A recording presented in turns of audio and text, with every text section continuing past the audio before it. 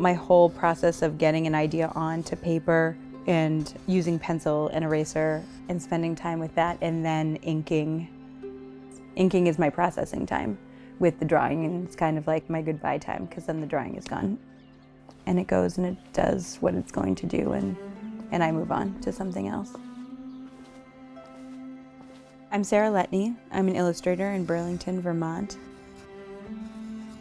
I think every single May you realize how everyone's been sitting, and like we've just made it through the darkest months of the year, and all these ideas have been spinning around all winter, and May comes and you start seeing faces and skin again and smiles, and all these projects are popping off for everybody, and May is like the month of success, it feels like.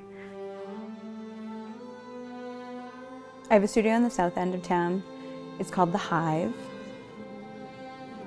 We are in an old broom factory, and it's a tall brick building. And you walk up the stairs and the temperature drops, and you go through the door and down the hallway, and then you enter like our lovely, bright, common space that we use for shows. And you can see the lake from the windows. And then we all have our own little areas and spaces that we work in.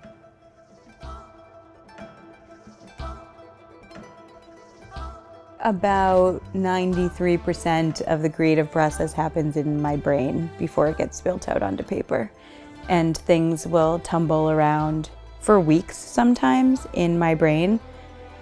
And I'll think about them and reorganize them and reshape them. And then when I put them out onto paper, it either happens or it does not.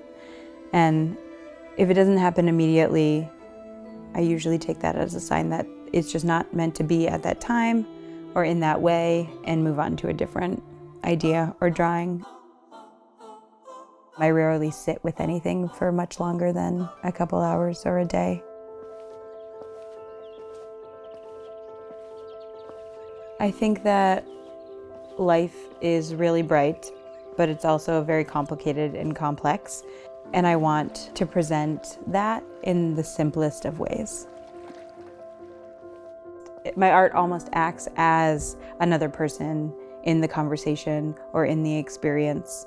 And that's sort of like how I got into drawing in the first place. I used it more in the journaling sense, in a private zone.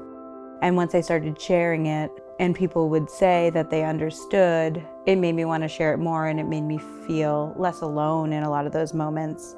The thought that somebody could see a drawing and say, oh yeah, that totally happened to me, or oh yeah, I hate that about dating too. And it could just be them looking at the drawing, but in that moment they would feel less alone.